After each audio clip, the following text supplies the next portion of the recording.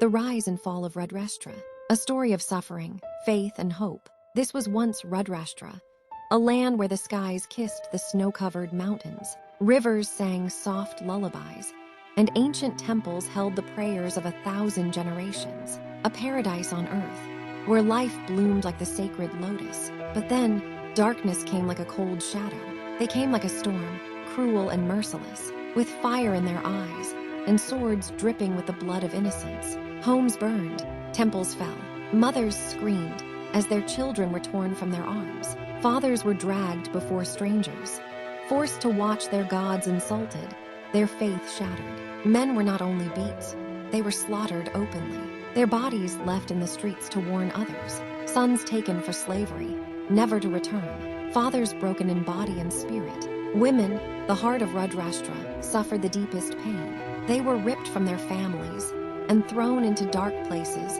where no one could hear their screams.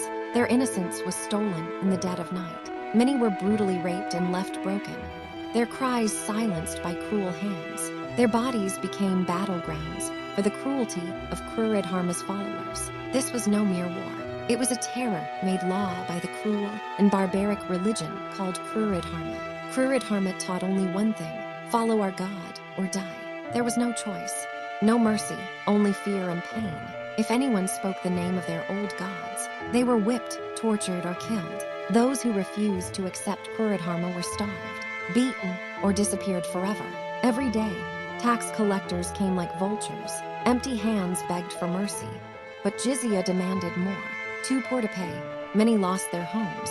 Their fields were burned. Women and children left to die on the roadside. Yet even in this hell, hope did not die. In secret, deep in forests and caves, families gathered. They whispered the names of their gods. They sang old songs, even if it meant death. Elders with eyes full of sorrow told stories of faith, courage, and waiting. Centuries later, one woman found the truth. Dr. Sharanya Kaul's hands trembled as she touched brittle scrolls. Her heart broke for the pain buried beneath silence. She promised, "I will speak for those lost voices. I will bring their truth back to light." From that promise, a new light shone the Pathfinders. They were warriors not with swords, but with memories, with pain, with hope. They faced insults, threats, and violence, but they did not stop. They walked forward for their mothers, their fathers, their land. At last, the Rajya reached out, not with chains, but with healing.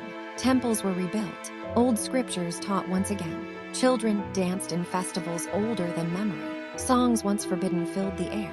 Not all welcomed this return.